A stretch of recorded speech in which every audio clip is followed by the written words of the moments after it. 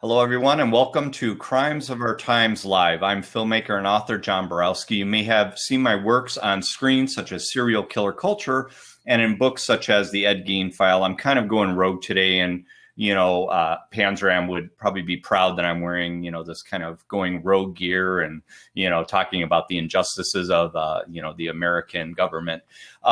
Today, my co-host on today's show is Joel Goodman. Welcome, Joel. Thank you, John. I'm honored to be here. Now, Joel, if the viewers aren't aware, Joel has appeared in my film Carl Panzram, The Spirit of Hatred and Vengeance, and Joel also was the consultant and wrote the afterword for my recent book Panzram at Leavenworth.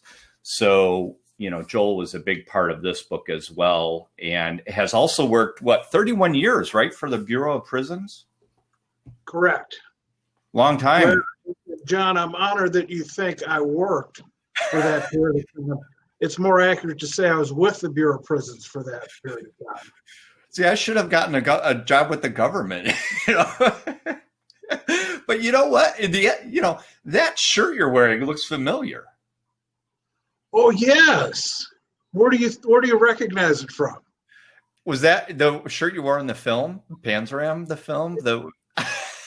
John, your attention to detail is amazing. Yes, it is. Wait, so that was 2008. You take care of your stuff. That's honorable. Well, to be truthful, this is the only shirt I own, so it was easy to pull out again. Now here I thought you were caring for that, just like Lesser cared for Panzram's papers for 40 years. 40 years from now, that shirt better be somewhere in the archives. Welcome so much. This is great. I'm glad I'm honored you're on the show. And last week, my co-host was Ken LeMaster, and Ken LeMaster and I discussed Panzram being at Leavenworth, and Panzram's life and autobiography is very fascinating, but we would not have Panzram's story if it were not for his friend and jail guard, Henry Lesser. And you met Henry Lesser, and we'll talk about that later, but, I wanted to address one of your questions. Is it important that we treat prisoners like human beings with dignity then and now? Talk about that. That was 1928, and you've worked in the Bureau of Prisons. Talk about the importance of that. There's nothing more important than I could say about the importance of treating prisoners, and to use a phrase that Henry used when I met him, somebody in the clutches of the law. They've got constitutional rights, and there is no utility in abusing a prisoner.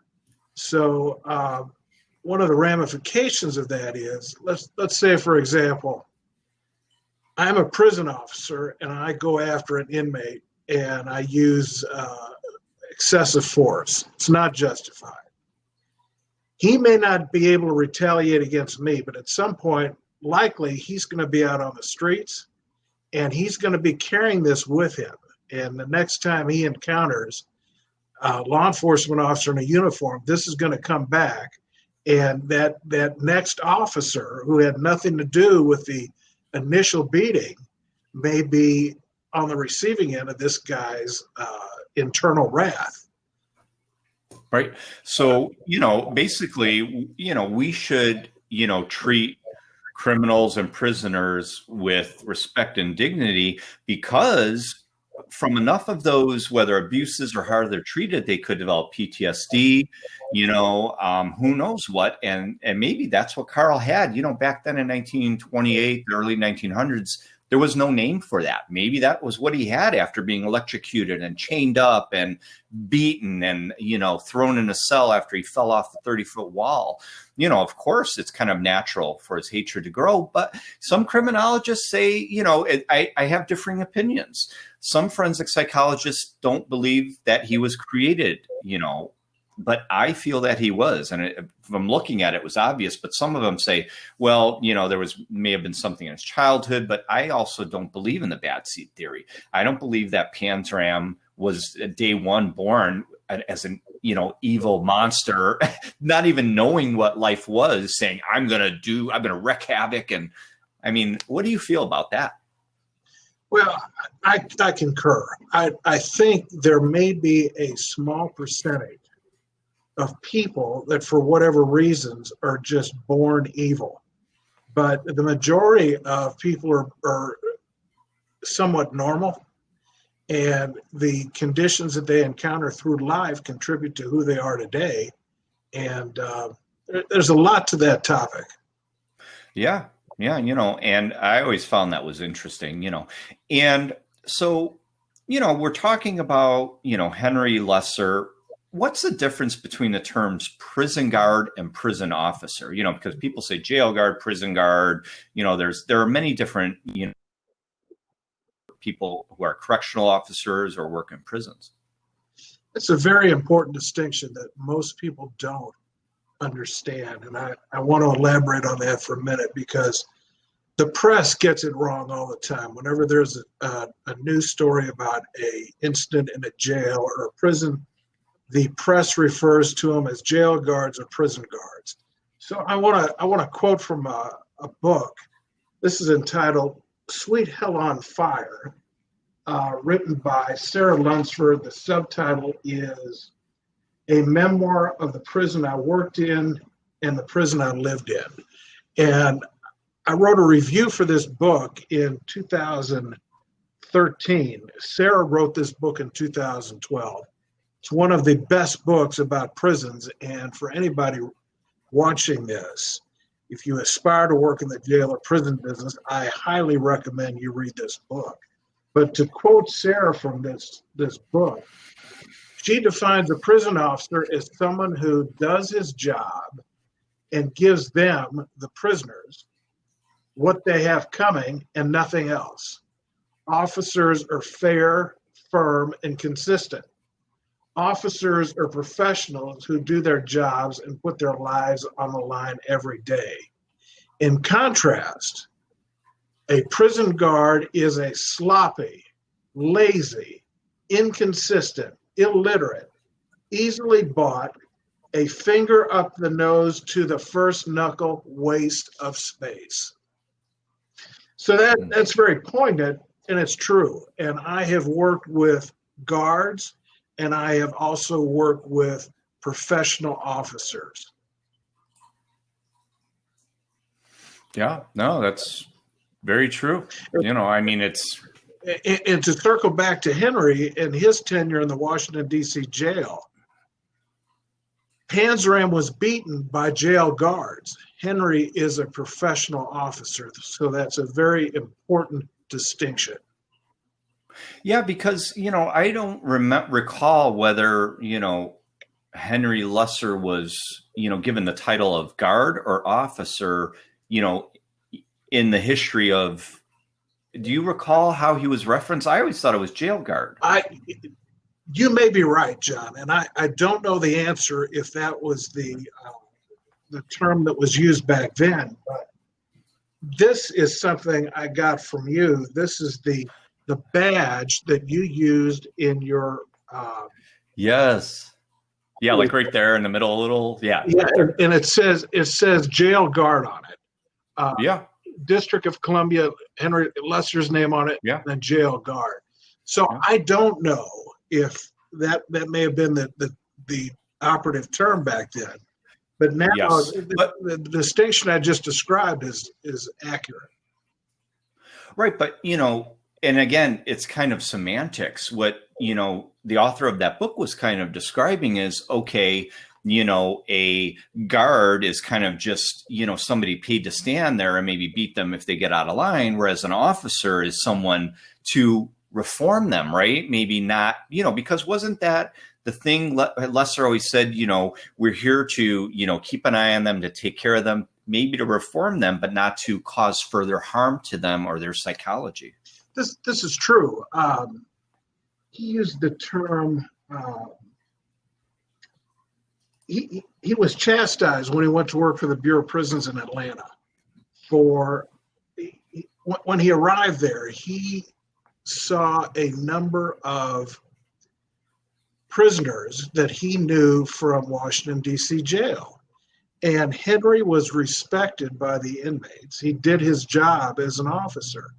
And so when he saw him on the yard, they extended their hand and he shook their hand. And then Henry is grabbed by two U.S. Penitentiary Atlanta officers and taken inside and to be lectured by an administrator saying, "What are you doing shaking hands with these people?" And Henry talked about the Bureau of Prisons training that was cutting edge at the time, where a trainer by the name of Stutzman lectured these new officers and said, treat them as they are human beings. So that was a new concept back in the late 1920s, early 1930s. Yeah, and and like Ken LeMaster was saying, though, when the Federal Bureau of Prisons began, they did away with all that because that's why Panzram, was so shocked. You know what I mean? That he, that he was treated actually with respect. You know what I'm saying? It was just amazing. That's true, and that Ken illustrated that very well last week, and. To this day, the Bureau of Prisons has got its problems, but it is still the best prison system in the world. Yeah, and he was definitely, eons ahead of his time. But, that was 1928. But then you go into, when was Merton, wasn't in Arkansas, was that 50s or 60s? John, my remember? recollection, it was the early 1960s, and you're referring to Tom Merton, who had a PhD in criminology, I think from Berkeley, where Tom Gitchoff went. And he was named the the warden of the Tucker Prison Farm. Yep, and that was it. A movie was made about him in 1980 starring Robert Redford entitled Brubaker. But I met Dr. Merton through Tom Gitchoff at Western Society of Criminology conferences years ago. And here is a man who was trying to do the right thing, but that department was so steeped in corruption, and they had bodies of inmates buried out in the fields. He tried to reform it, and he was ostracized. Right.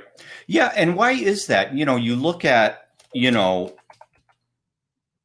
these, reformers and people, who try and go into these prisons, and they're always met with, the government. Like when Merton went in there and found that they were killing bodies, he called the news stations, and then he was fired, quickly after that. Talk about that and the changes that have gone on in the prison system, since Lesser's time to Merton's in the 60s to now, and are there watchdogs on these issues? Well, I want to quote my esteemed professor, Tom Gitchoff, who I had in graduate school at San Diego State from 1978 to 1980. And what he said about prisons is, when you look at the history of it, the only thing that's changed about prisons is the color of the paint on the walls. So an important thing to explain what you just described is the agency culture. And if the agency culture rewards people who are abusing prisoners, then that's going to be very hard to root out. And in that kind of environment, if an officer is doing his job, likely he will be ostracized too, because that is the norm. Yeah, no, you're right. And that's the thing too, when whenever you're in these establishments or institutions that have a norm, if you don't follow that, you're obviously, seen as somebody that's coming into that. And I'm sure, and, even I think Lesser, after the DC jail, he worked at another prison, and Panzram was telling him, get out of that business. It's going to kill you. Because he wasn't meant for it. He just didn't really fit. I think he would have been great as maybe a social worker or someone, other than, his position. I think he had good intentions. It's just that position probably wasn't the best for him, You're right. And looking back over my decades, not only with the Bureau of Prisons, but I have experience in Missouri Department of Corrections, inside Missouri State Penitentiary, And I also worked while I was in college in St. Louis County Jail. These are harsh environments, and not many people are built to work in those kinds of places. Well, it's just like, Ken Lemaster and I were talking about last week. Obviously, we weren't around at that time period, but, you're talking about what, 1930? Just imagine the stress and the horror that those prisoners had to deal with hearing them building the gallows out there for Panzram. I imagine it was just so like nerve-wracking. This is true. Was something brand new to execute somebody in the Bureau of Prisons, and Panzram was the focus. Yeah, and he was the first in the federal prison there, right, at Leavenworth. That's my understanding. Yes.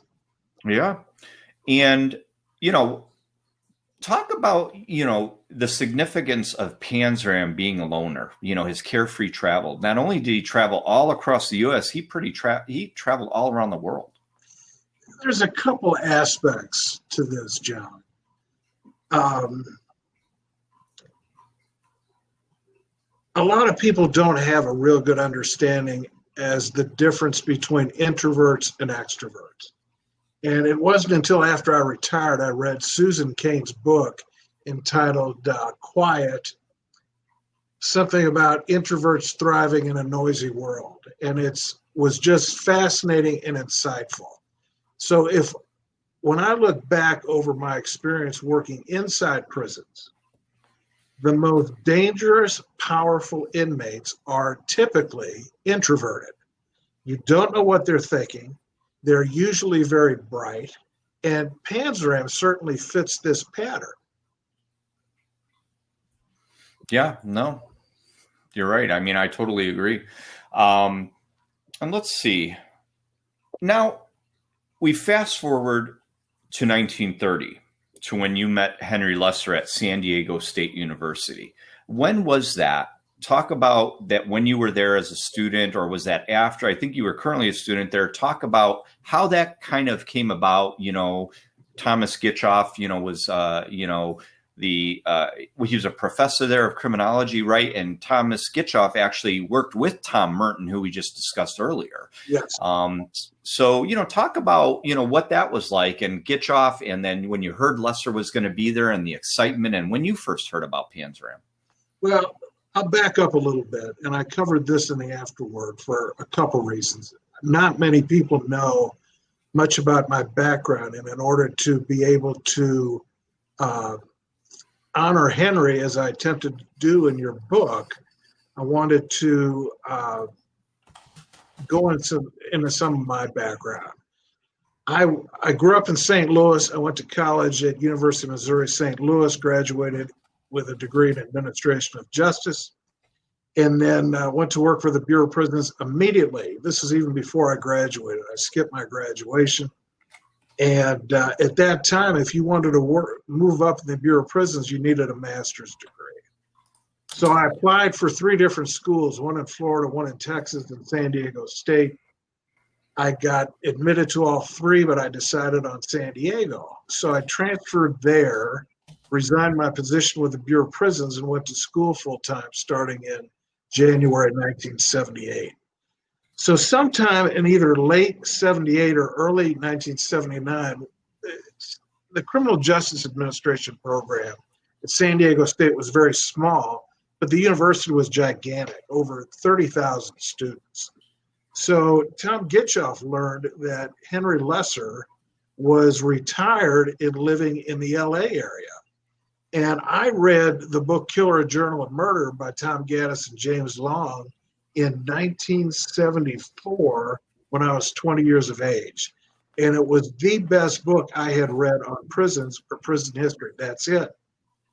And so when we heard about Henry living there, a decision was made to invite him down to San Diego State.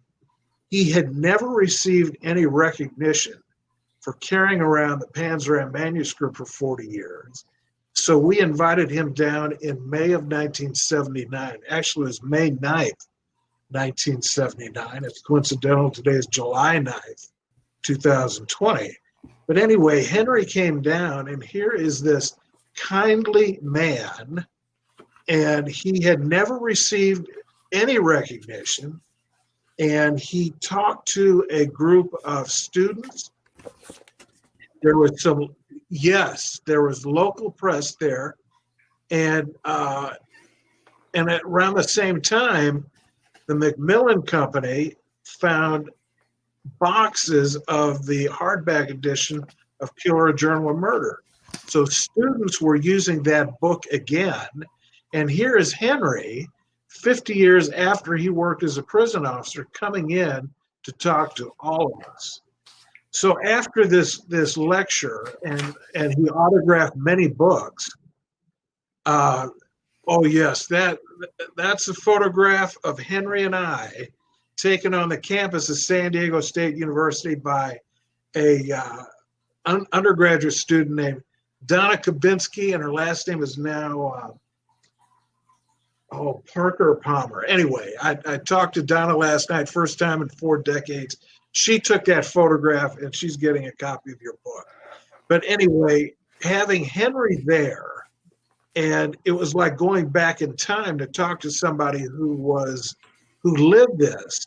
And it was especially meaningful for me because at the time I had been reinstated by the Bureau of Prisons, and I was a senior officer at the downtown San Diego Metropolitan Correctional Center, which is a detention center just like Washington District Jail was. So 50 years later, I'm walking a similar beat as to what Henry did.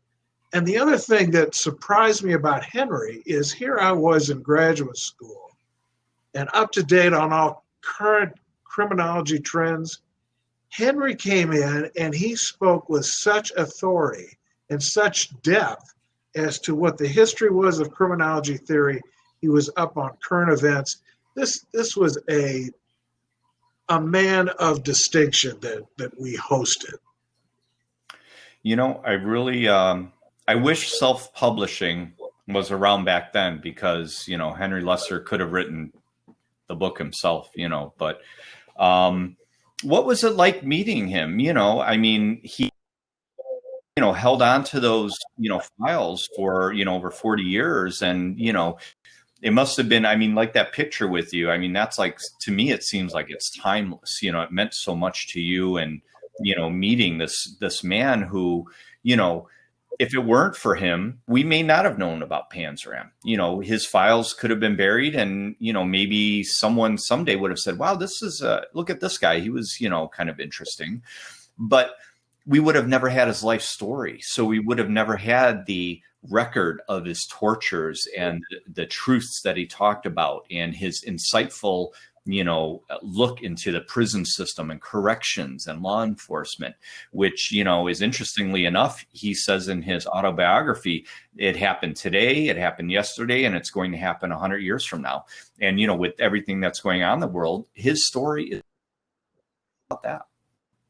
Well, you're absolutely right. Henry did something that was unusual. He treated prisoners as human beings. And when he encountered Panzram, he was outraged that the jail guards in the Washington, D.C. brutalized him.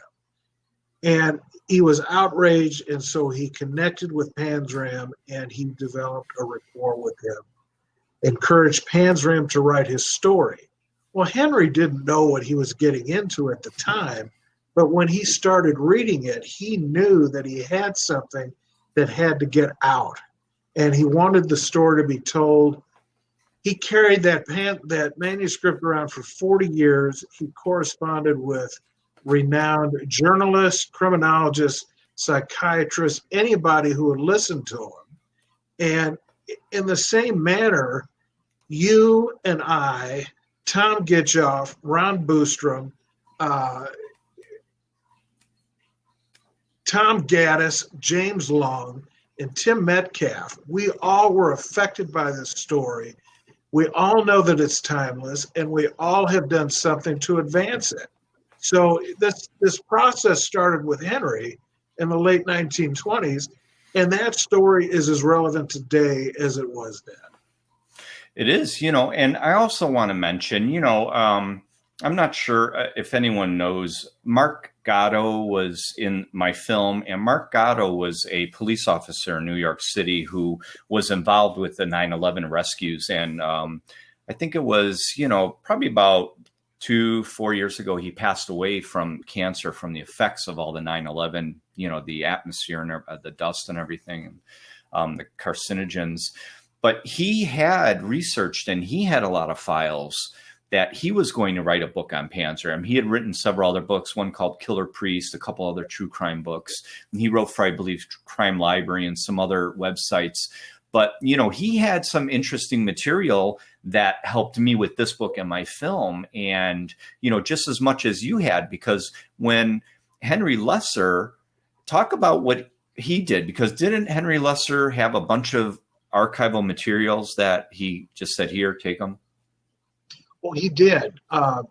Two things happened. When he came down in 1979, he asked Tom Gitchoff if the university would be interested in having the original Panzram manuscript, and which he had for all these years. It was the basis of the book Killer, Journal of Murder. And so the university special collections department took it. And in 1980, he came back to San Diego State. And but before this, Tom Gitchoff and I went to LA and met Henry at his house. He gave me boxes and boxes of his correspondence, old criminology books, and all that material was I had for 27 years until you called in 2007. And I loaned it to you. You made the film. It took about 5 years to produce it. And then when you were done with it, all of that was donated to special collections at San Diego State University. And let me mention something in conjunction with that. And those volumes of materials, you recall Lauren Leiper from the student at San Diego State 2014, head of the Criminal Justice Students Association. Lauren put together 2 screenings for all of us at San Diego State.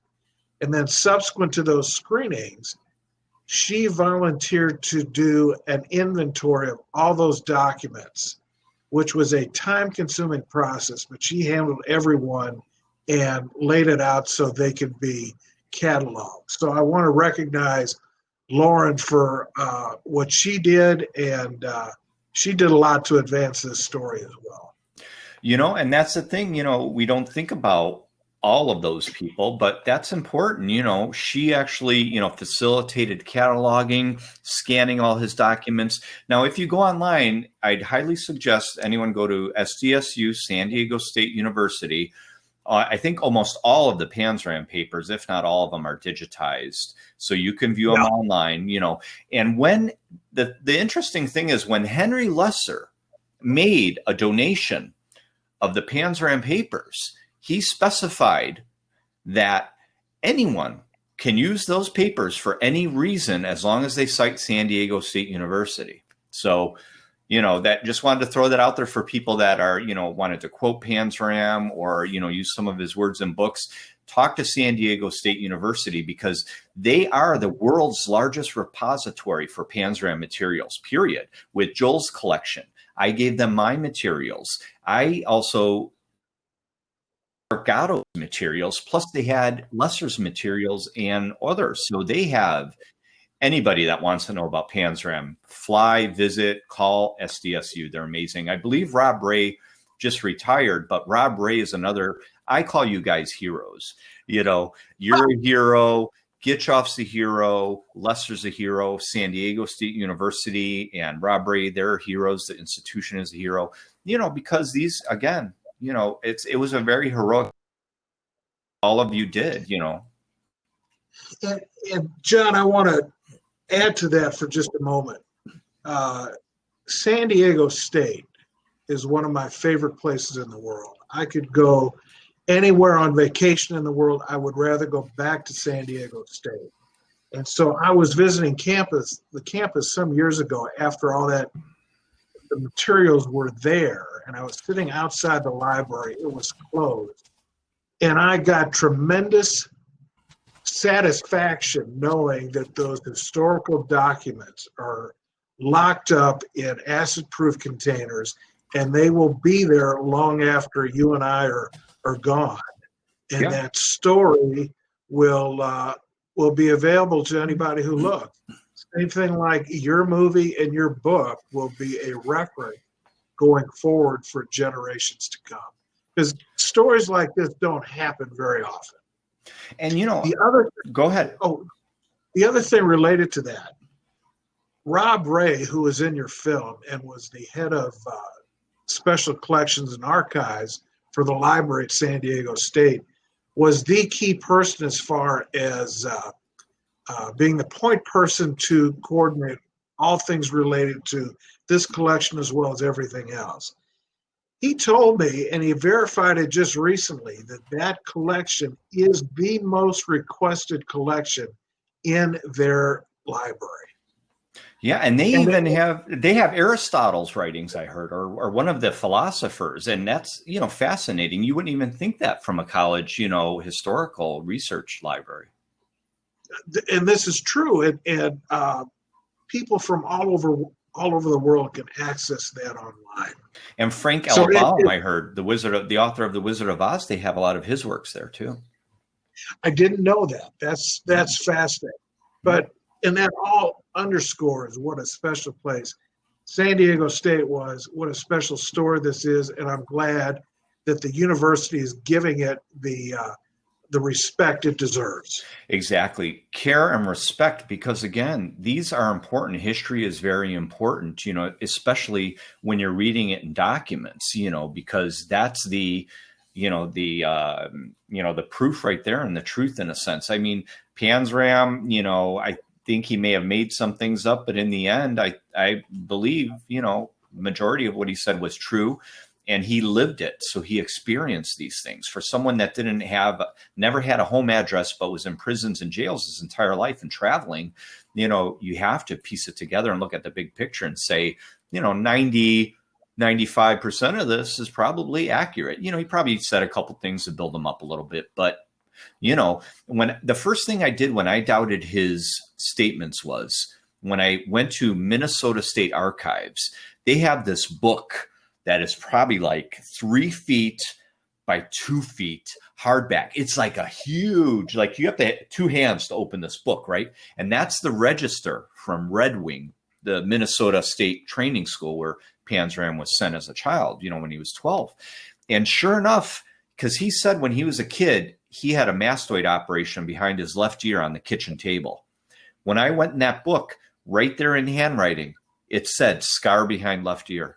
So that told me that he's not lying about everything, because it's easy to say, well, look at this guy. He's just boasting and dismissing and feeding people to crocodiles and traveling the world and trying to climb a 30-foot fence. When I went to Clinton County Prison, I was stopped numerous times, even though I was, secured to film around Clinton Prison in Dannemora, where Panzram, tried to escape.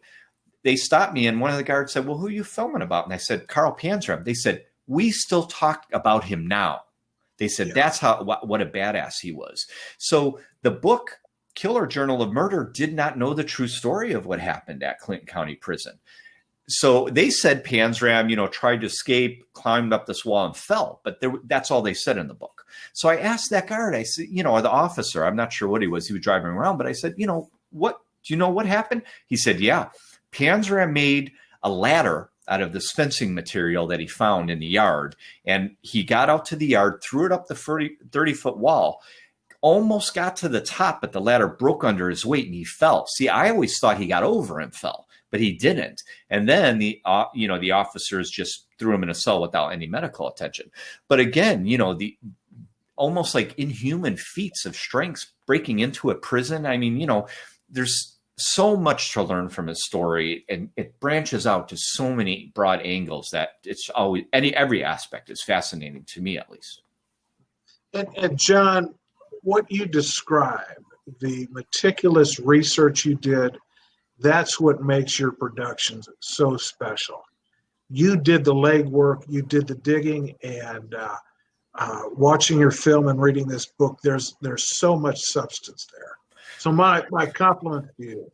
Thank you so much. And me, I'm always a humble guy. I'm like, well, I just put a book together. But, people don't realize the work that goes into it.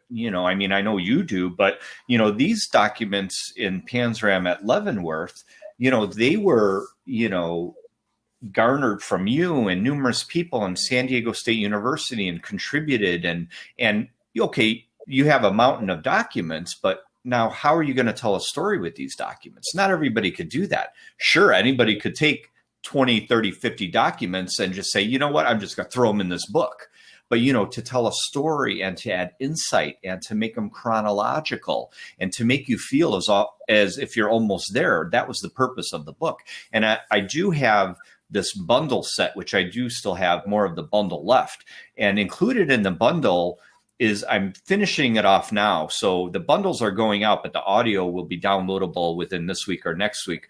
But it's basically philosophy of pessimism as read by John DiMaggio, the narrator in the film, who was the voice of Bender from Futurama. So it's not the entire, Panzram autobiography, but much of it and the main parts. So as you're reading, or you could even just listen to him talking with some music in the background, and, it's a little scary, but it's definitely, thought-provoking. Yeah. So let's see. Cindy Lou asked me, how did I come to know of Carl Panzram? Well, and that's pretty interesting too, because my first film was on H.H. Holmes, America's First Serial Killer. And then I thought, well, who could follow up H.H. Holmes? And then I heard about Albert Fish. And I thought, well, here's another serial killer that no one's made a film of. And to me, Albert Fish was the worst ever in a sense, because, he was torturing and eating children and, just awful things. So then I thought, okay, well, what could I do after Albert Fish? And, I had heard Panzram's story, and I thought, well, there was a book out on him, and there was a film with James Woods. And I just thought that, his story was amazing and it needed more elaboration. And then at that time, I was living in Los Angeles. So I thought, okay, well, and then I had found out that the papers were at SDSU, San Diego State University. So then I'm like, okay, well, let me research this. I looked up the papers, and then I think I reached out to SDSU. And then I think, Joel, you were probably the first one. Either you or, Gitchoff maybe was first. So I talked to Tom Gitchoff, and then Tom Gitchoff referred me to Joel. And then after that, the rest is history.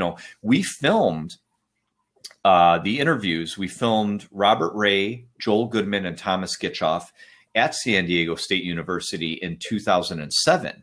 Now, if anybody believes in spirits, Panzram is a problematic spirit. If anyone knows Panzram, they know he's going to cause problems. He did that to me. So at that time, it was the beginning when we were filming. That was when you would record little hard drives or cards. That was the beginning of that. We do it now, it's normal, but that was the beginning of it. So you'd have to take that footage and dump it onto another hard drive eventually. So that's what I did. But what happened was the hard drive crashed. And each time you have to wipe away the cards. So the footage was gone. They couldn't get it back.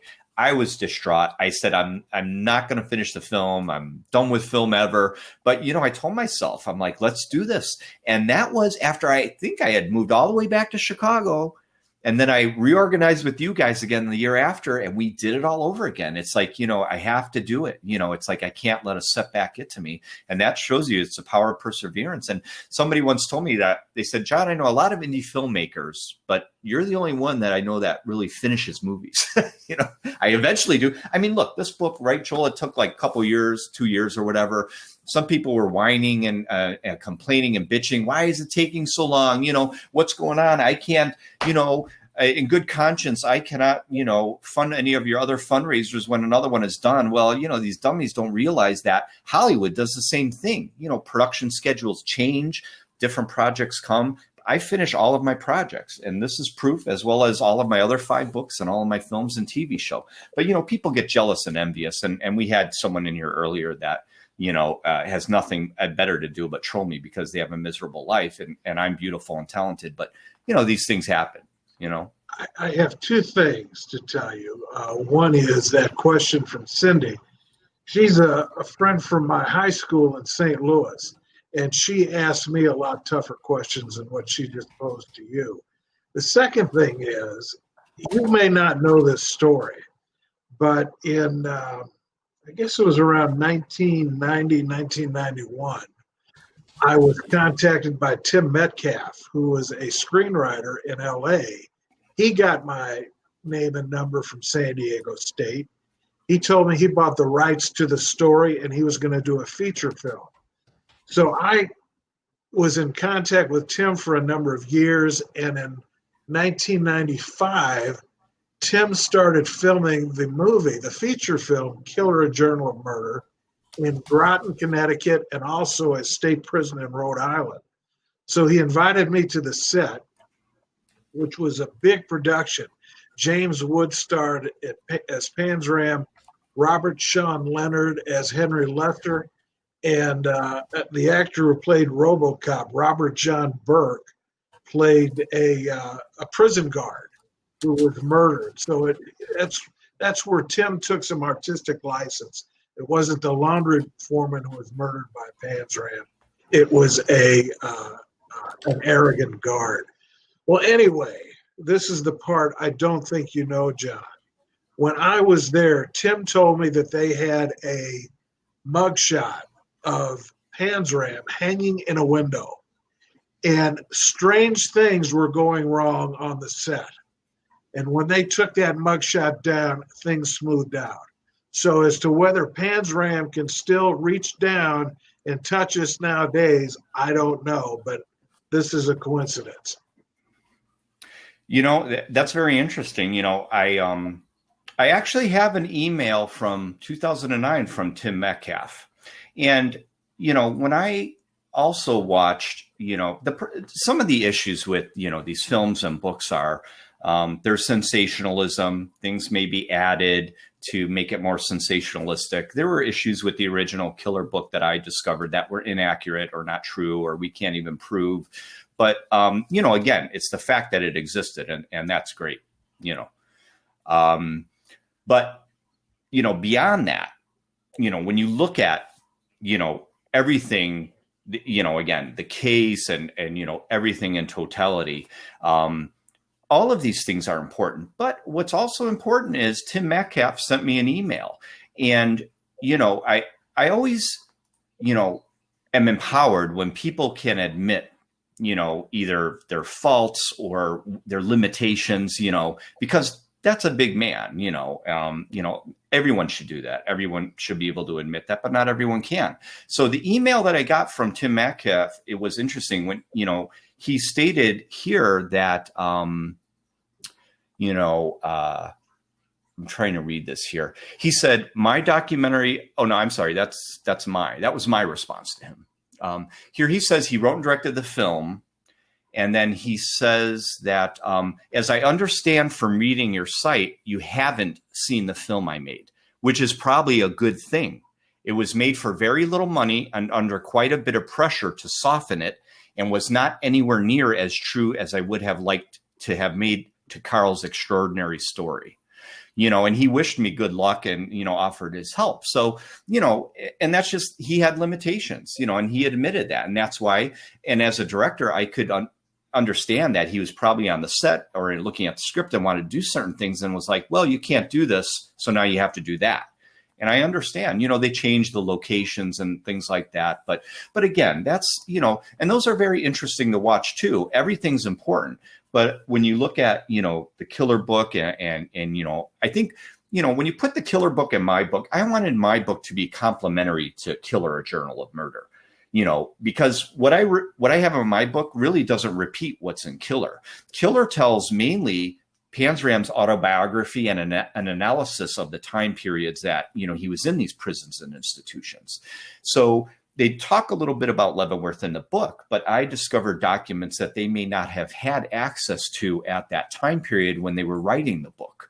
So that's what I included in this book, which, you know, were some interviews with with the inmates, which were there at the time, some officers, and they explain what happened. So again, I just want to make sure I'm releasing, you know, this book for clarity and truth, to get the truth out there. And there are letters from the warden. There are, you know, FBI files in here, letters from Panzram. some writings from me and your afterward, of course. So, again, it's all important. I want to mention a couple things about Tim Metcalf. He is a brilliant and talented man, and I stay in touch with him. And there is an unusual coincidence that occurred. After I got the phone call from him, we talked about his background, and he told me that he wrote or was a co-writer for the movie Revenge of the Nerds, which was filmed at University of Arizona when I lived there from 1981 to 1984. And so in about 82 or 83, the movie was filmed there. I used to bicycle down to University of Arizona campus and watch the production. It was amazing. So it was quite a coincidence when I heard years later that Tim co-wrote that film. Yeah, I thought that was, amazing and interesting. And Cindy Lou has another question. How interesting that Metcalf was urged to soften the movie. I wonder if that would happen today. Yeah, and that's the other thing too. When you're working for Hollywood or certain companies, they may have to soften it. Maybe, they couldn't portray some of the officers, as being violent, but the reality was they did it. The proof is there. It has it here that Lesser knew he was beaten at that time at the DC jail. So there was proof of that, and these things did happen back then, and so, who knows, but that movie was made, was that 80s? I think 80s, right? Tim made Killer Journal Murder. He filmed it in 1995, and it was released in, I think it was 1996. Okay. Yeah, just, simply amazing. Now talk about your current work with San Diego State University as a mentor. Oh my, this is one of my favorite things. That university means so much to me. I'm in a volunteer in there. It's called the Aztec Mentor Program. So I have mentored a couple of students, both of which I have absolutely nothing in common with. But I was able to connect with them through email and on phone calls, and both of them I'm quite proud of. They express having learned some valuable things from me, and it's so rewarding to be able to give something back to those students who are still or who were students at one of my favorite places in the world. Yeah, that's amazing. And also you're retired, but are you still doing consulting or anything? Because I know at a certain point you were doing some of that stuff. After I retired from the Bureau of Prisons on April Fool's Day, 2008, I got involved in doing expert witness work. And when I was approaching 10 years of federal retirement, I wanted to find out what it felt like to be a retiree. So I cut back on my cases. And I like having the free time. I love doing the cases, and I equally love not doing them. So you are available if anyone needs your assistance? Possibly. The last case I took was a call out of the blue, and this attorney said such nice things that he heard about me. I didn't think twice about saying, yes, I'll do your case. So I can't imagine anybody saying anything bad about you, Joel. You're an amazing human being. But Panzram still hates you, though, because you don't want to be left out. If Panzram didn't hate you, then you'd be left out because he hates everybody and himself. Some people don't get that when I write the book. But the ones that look at it, they're like, "Oh, that's great." Panzram hates me too. I'm fine with that. Yeah. So Cindy asked, Joel, are those criminology students that you're mentoring? No, they weren't, Cindy. One of them was a engineering student, and the other one is in international relations. Very interesting. That's amazing. So that underscores, one of them is Hispanic, the other one is Korean. So from a cultural aspect, we're very different, but I could still connect with them, which I found so rewarding. One of them has graduated about 2 years ago, and I'm still in contact with him. And the other one, the campus was closed down because of the pandemic, and she is back living with her parents in Sacramento. Yeah, and you wanted to also mention some other Bureau of Prison important, people, Ann Diestel and Ken LeMaster. Oh, yes, John. It was Spanish philosopher George Santayana said, "Those who forget the past are condemned to repeat it." So I've always had an appreciation for history.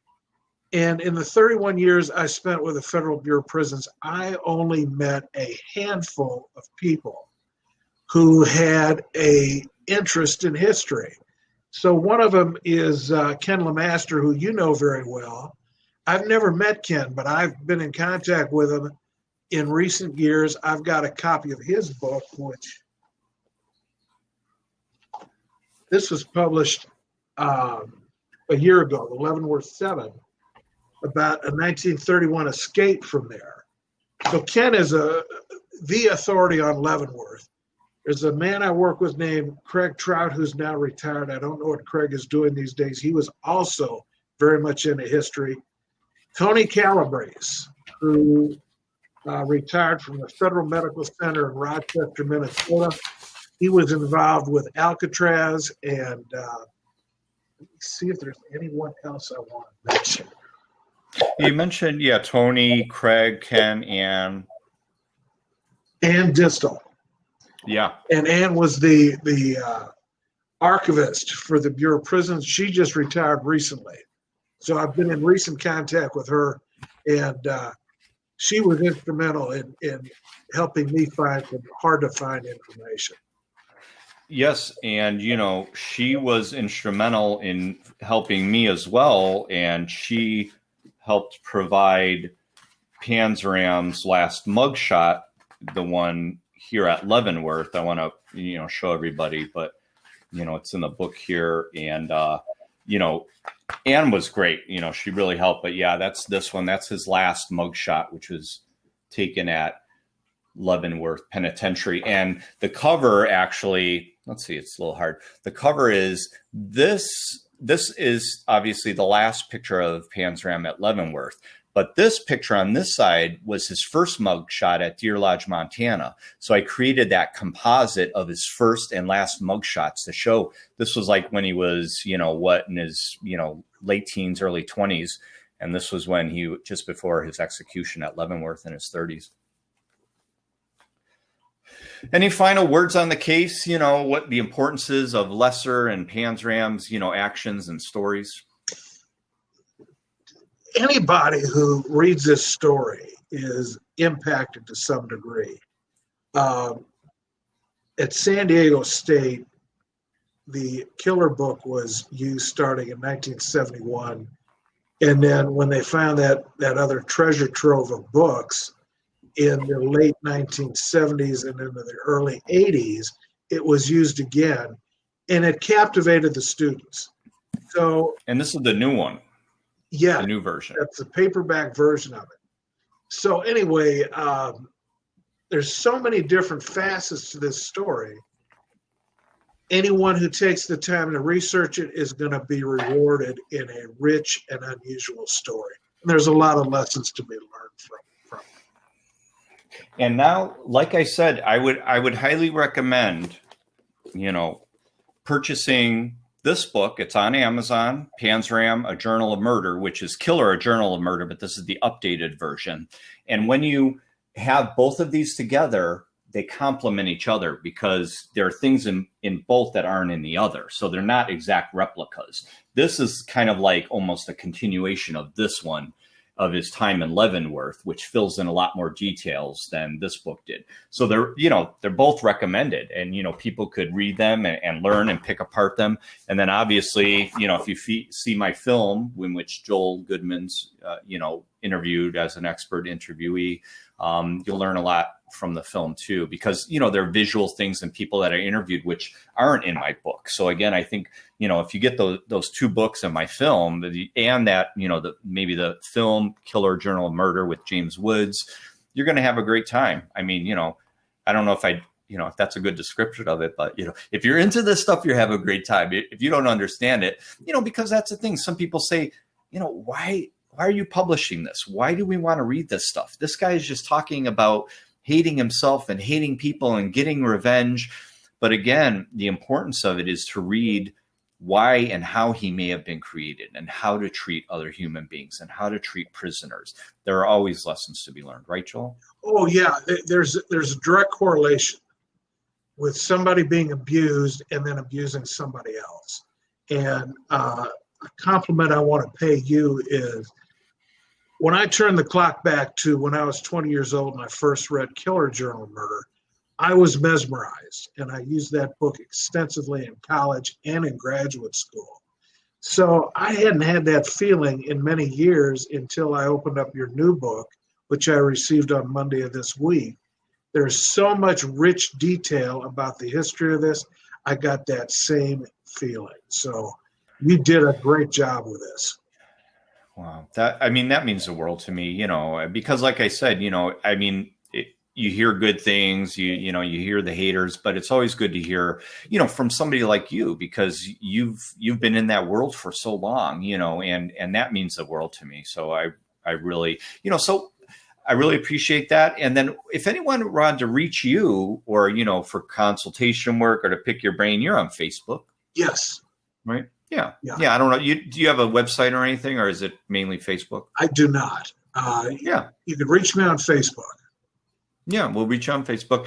And we've got about, 3 or 4 more minutes. I just wanted to say thank you to the heroes in Carl Panzram's story, starting with Henry Lesser, who, convinced Carl Panzram to write his life story, held onto those papers for 40 years. Then eventually they were published. And, San Diego State University heroes, Tom Gitchoff, Joel Goodman, was Sanford Bates was one, correct? Well, Henry used to correspond with Sanford Bates. Mm-hmm. I'm sorry. Yeah, he was with this. He was a superintendent. That's who I was thinking of. Well, Bates was actually the head of the Bureau of Prisons back then. Mm-hmm. And there was correspondence between Warden White at Leavenworth with Sanford Bates. Yeah, they're heroes as well, too. Everyone involved, San Diego State University, Mark Gatto, Lauren, at San Diego State University, digitized the materials. Thank you to everybody, to you, Joel. It's just been, we need these materials archived, and they are. And I highly suggest anyone, whoever, if you're in San Diego or if you could get there, you can go to San Diego State University. They will give you white gloves, and you can actually hold Panzram's papers in his hands that he wrote, and there's nothing like being there and seeing these papers, and, you could see them online too. So, and also San Diego State University is also connected with the, I forgot, it's a Jonestown, it's like a Jonestown group. So you could go to San Diego State University's website, and they have all of the Jonestown recordings from Jin Jones, all of the audio recordings. And I interviewed Rob Ray. He was on a show, episode of my Serial Killer Culture TV about that as well. Well, it's coincidental that when we filmed that interview with Henry at San Diego State in 1979, at the end of the interview, he said, "It's a great day." And John, I repeat that expression to you now. It's a great day being here with you and being involved in this. It's always a great day being around you and, interviewing you and working with you. Always a pleasure hearing your voice and thinking about you and how genuine and sincere you are. It's just been, thank you for everything. Seriously. It's been great. It's good when you get positive feedback, but not just that, when I showed you guys this book, you get Joff or Rob were all like, yay, was it like, hey, what am I getting out of it? Make sure my name's in bold, blah, blah, blah. You are the most humble guys and you're heroes. And I thank you. Thank you, John. Great. So thank you, everybody, for tuning in. Thank you, Joel. This has been a great show. And next up is Beyond the Rainbow, True Crimes of the LGBT. We will be on here next week as well. Thank you, Joel. Thank you, San Diego State University, Tom Gitchoff, Rob Ray, Henry Lesser, Killer Journal of Murder, everyone that was involved, with the books and the research of Panzram's case. You're all amazing. And you too, Joel. You're part of history. Thank you. Thank you. Cool. So yeah, hopefully, we'll have you on again. Maybe we could have you on and we could talk about the movie. I have the same shirt then. Thank you, Joel. Take care. Thank you, everybody. Good night. Good night.